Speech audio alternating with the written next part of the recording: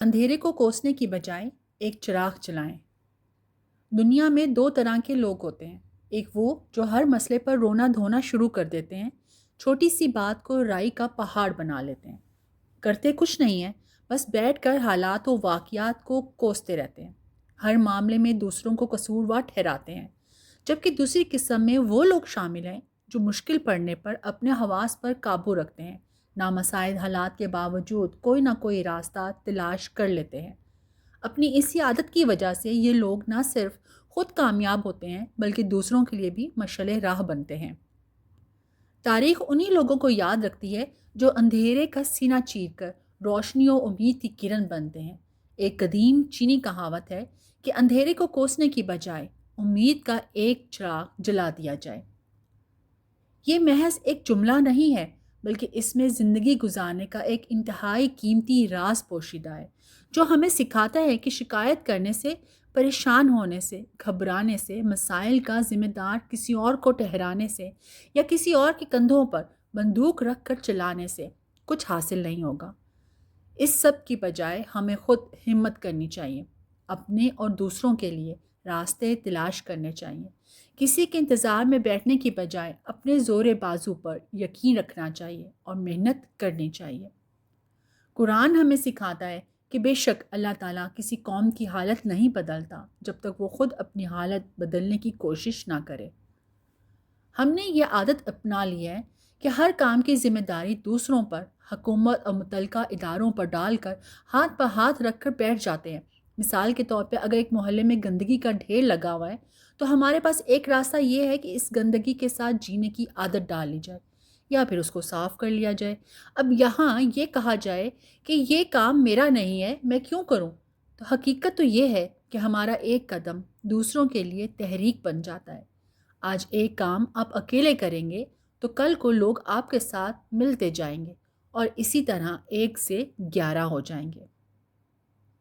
ایک دیا ہی چاروں طرف روشنی پھیلاتا ہے۔ بالکل اسی طرح اگر ہر شخص اپنی ذمہ داری کو بھرپور انداز میں پورا کرے اور کوئی ہیرا پھیری نہ کرے، کسی کو نقصان نہ پہنچائے، کسی کا برا نہ سوچے، تو کئی برائیوں سے بچ سکتا ہے۔ ہم پورے معاشرے کو تو نہیں سنوار سکتے لیکن اپنا کردار بخوبی نبھا سکتے ہیں۔ تبدیلی آہستہ آہستہ ہی آتی ہے لیکن شروعات گھر سے ہی کرنی پڑتی ہے اور خود ہی پہلا قدم اٹھانا پڑتا ہے۔ اشفاق احمد لکھتے ہیں کہ ایک اچھا انسان بننے کی کوشش کیجیے، اچھا زمانہ خود بخود بن جائے گا۔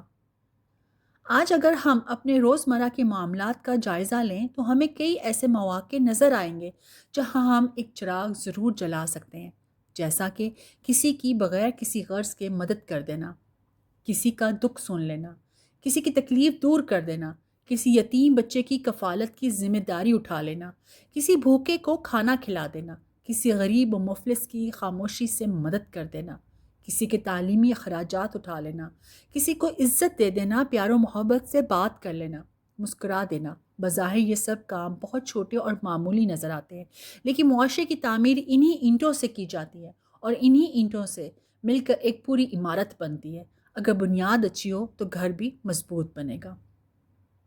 مولانا رومی کا قول ہے کہ کل میں دنیا کو بدلنا چاہتا تھا، آج میں خود کو بدل رہا ہوں۔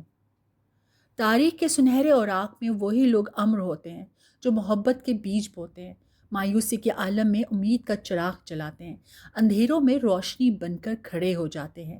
ایسا ہرگز نہیں ہے کہ ہم کوئی بہت بڑا کام کریں، فرق تبھی پڑے گا، بلکہ ہمارا ایک چھوٹا سا یا معمولی عمل بھی اہمیت رکھتا ہے۔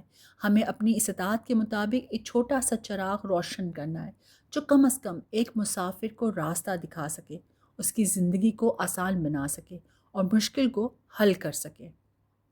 آج ضرورت اس بات کی ہے کہ ہم خود میں اپنی سوچ میں مثبت تبدیلی لے کر آئیں اور اپنے بچوں کو بھی سکھائیں کہ ہمارا ایک چھوٹا سا تعمیری عمل کس قدر اہم ہوتا ہے۔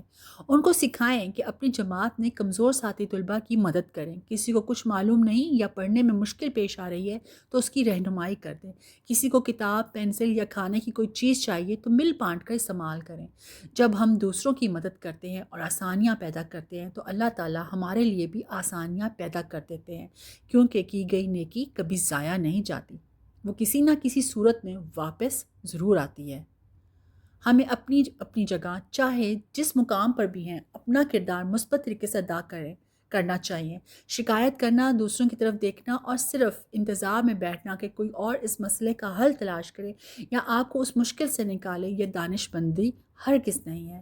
ہمیں اپنی مشکلات کا حل خود نکالنا ہے، خود عمل کرنا ہے، خود اپنے لیے راستے بنانے ہیں۔ ہم نے خود اپنے حصے کا بیج بونا ہے، پھر دیکھتے ہی دیکھتے وقت کے ساتھ وہ ننھا سا بیج خود بخود ایک تناور درخت بن جائے گا۔ وقت یہ یاد نہیں رکھے گا کہ اندھیرا کس قدر گہرا تھا، بلکہ وہ یہ یاد رکھے گا کہ اس کو دور کرنے میں تمہارا کیا کردار تھا۔ تم نے اپنے حصے کا دیا جلایا یا نہیں؟ ہمیشہ یاد رکھیں کہ دیا نہ صرف خود روشن ہوتا ہے بلکہ اپنی روشنی دور دور تک بکھیرتا ہے اور کئی بھٹکے ہوئے مسافروں کو راستہ دکھاتا ہے۔ ہمیں بھی اس دیے کی مانند بننا ہے اور اپنی روشنی سے دوسروں کی زندگی میں امید کی کرن جگانی ہے۔ اور یہ بھی حقیقت ہے کہ ہمارے جلائے گئے چراغوں سے نہ صرف ہمیں خود روشنی حاصل ہوتی ہے بلکہ ہمارے اندر ایک بھرپور اور خوشگوار احساس پیدا ہوتا ہے۔ لہٰذا ہمیں ہر حال میں چاہیے کہ تاریکی جتنی بھی ہو، ایک دیا ضرور جلائیں اور اسے جلائے رکھیں۔